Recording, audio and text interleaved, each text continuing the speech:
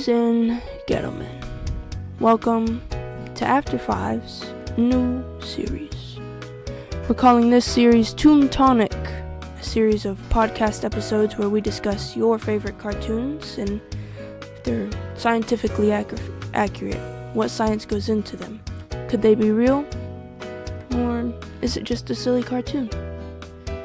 This episode, we're talking about Dexter's Lab, specifically the first episode.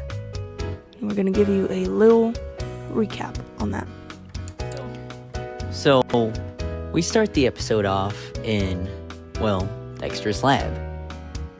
Dexter is currently fighting off against this unknown monster, where, despite his best efforts, he is unfortunately captured, and thus, as a last resort, gives a note to Dee Dee that she is meant to give to Dexter in the past using a time machine.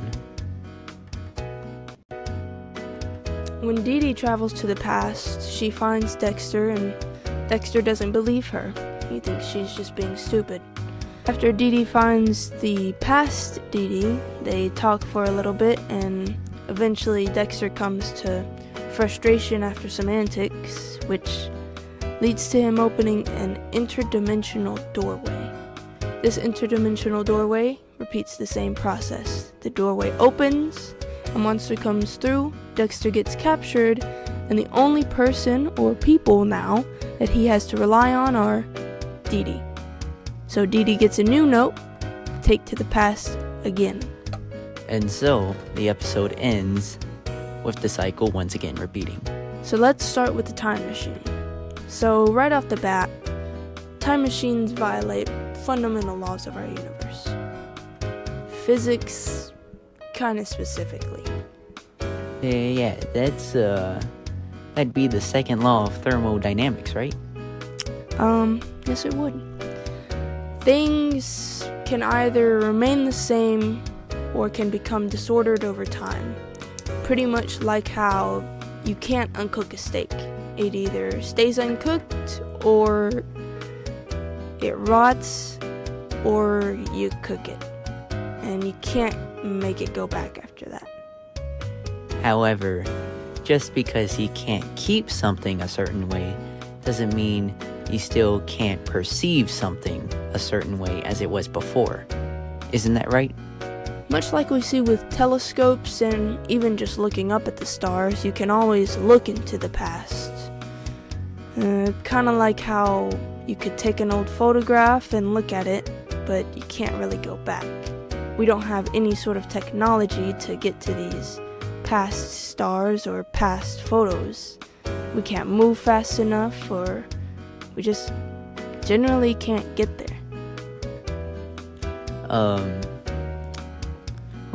Let's backtrack. So, why is the time travel even happening in the first place? What's the catalyst behind all this? So, this entire episode is kind of based around a little paradox called the causal loop, where in an attempt to change the events of the future, you go back to the past. By going back to the past, there's always some sort of catalyst which creates some sort of chain of events that leads to the same outcome. In this episode, Dexter likes to call it an interdimensional doorway, which eventually leads to a monster getting out. It is to be of note that the second time the catalyst happens, and Dexter has to send the Dee Dees back in time, this time, things are a bit different, because now instead of just one Dee Dee in the past, it's two Dee Dees in the past. And while we never get to see what happens after that, we can only assume that if this chain of events were to keep going, each version of the past would become a little bit different as a result of the increasing amount of Dee Dees. In short, the future is continually creating the past, while future Dexter, who originally gave Dee Dee the note, was caught in that same situation as past Dexter, he was still the creator of past Dexter's demise. That's what makes it a paradox. The question remains, what could be done to circumvent this event? How can we change the past?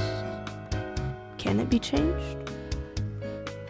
Or is Dexter doomed to be stuck in this cycle for all eternity?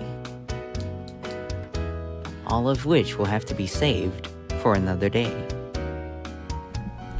Ladies and gentlemen, we thank you for joining us this evening in our little studio set where it's always After 5. Yeah.